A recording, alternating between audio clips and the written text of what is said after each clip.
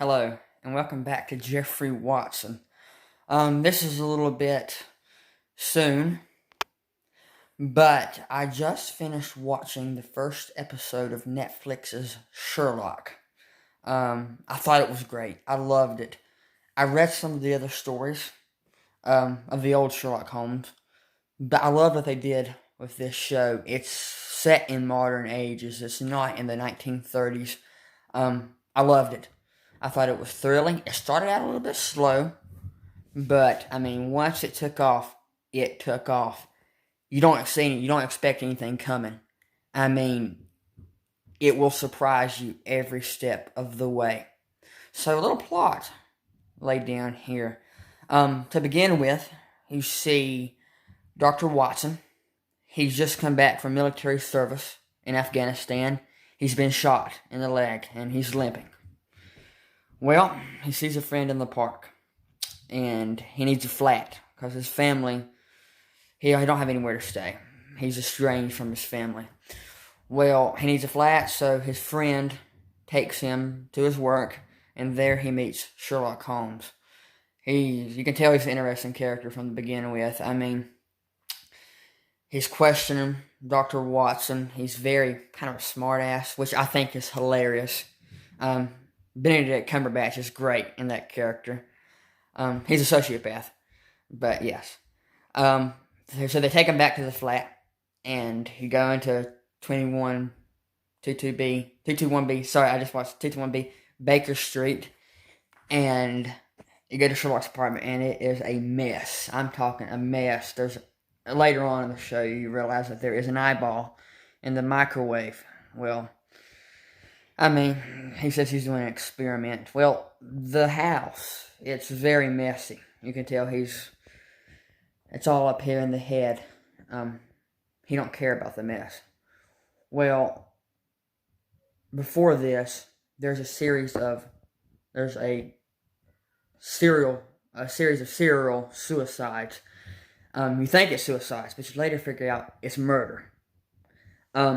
This plot, I've never seen anything like it. It's not like modern television. It seems like TV today is all about, it's the same repetitive crap all over and over again. This show right here, it got me going like no other show does, except for a few other shows like Stranger Things or Designated Survivor. I loved the plot. So, the lady in pink, going through the whole story, it's about a lady. There's 4 suicides, right? And one of the suicides is the lady in pink, and that's the one that Sherlock is investigating. Well, there's a suitcase that's missing from the crime scene because she's a traveler, and he deduces that the serial killer has taken the suitcase. It's a very complicated plot. Pardon me if I'm not getting it right. I just watched it. Well, he realizes that the phone was in the suitcase and the phone is missing because she had a string of lovers all throughout Great Britain, so she would never leave her phone at home. So he found the cell phone number, and he found, using a series of deductions, the suitcase. Well, the cell phone was missing from the suitcase. So the serial killer figured out that he had the suitcase, quickly left it, stole the phone. So Sherlock rings up the telephone, right? And he ends up tracking with Dr. Watson the cab. He finds in a cab. Well, he chases down the cab, pulls it over, unlocks the door, and questions the guy, right? Well, the guy ends up not doing it, right? He was a traveler from the U.S., from Los Angeles. But, so then he motions them on, and they go back to Baker Street. Well, when they come back to Baker Street in their apartment, is the police. The police figured out that he has the bag, and are searching his house for withholding evidence. Well, he starts to thinking about the murder, and something ain't right. And the landlady comes up and says, "There's a cab waiting for you." Well, he ignores it. He's thinking this crime through, and she keeps on saying it and saying it and saying it. And then it's creepy. You see a man walk up behind her, and he texts Sherlock, "Come on." And Sherlock follows him, and he's a cab driver, and he holds up a pistol and says, "You're coming with me." So he takes him to a museum, and they sit down at a table.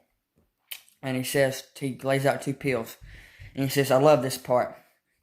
And he says, there's a 50-50 chance one of the pills are real, one of the pills are not. And the pills are what he uses to suicide the people.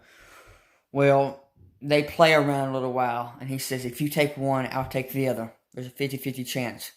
He holds the gun up again when Sherlock tries to say no. Well, Sherlock says, "I'll play another game." He says, "You're dying." He had a brain aneurysm right here. And he was dying, and he had a estranged family. And he was a lonely cab driver, but he was extremely smart, and you knew that his family would be left no money. So, if he died, when he dies, he's going to die soon. But, so, he got into this secret organization where the more people he kills, the more money he gets. A sponsor organization, so they give it to his family for every person he kills. Well, he holds up the gun again after that, and he says, "Let's do this." Well, Sherlock says, "That's not a real gun." And he lights a flame. It's a match. So, Sherlock's about to leave. And Sherlock says, the cab driver says, "You really want to play the game?" Well, Sherlock says, "Yes." And they pick up the pills, and they're about to eat them. Well, you see Dr. Watson, he's been on his way, right? He's coming, and there's 2 buildings, there's 2 museums, and he's searching. We figure out he's in the wrong one, and he's looking through the window, and he sees Sherlock about to pop the pill. He pulls out his gun, and he shoots the cab driver. Shoots him dead, right? Well, he's had military service in Afghanistan, so he's okay with killing. He's trained. But his dying breath, Sherlock gets him on the ground and steps on his arm, and says, "Who is the organization?" And he's screaming and stuff. He says, "Morority." And so then he dies, right? And Sherlock knew that Dr. Watson took the shot, and then the show basically ends. The episode ends, but the pace of the show was incredible. Started a little bit slow, as I said, but about the halfway mark, it was incredible. I'll update y'all once I watch the next show. Thank you.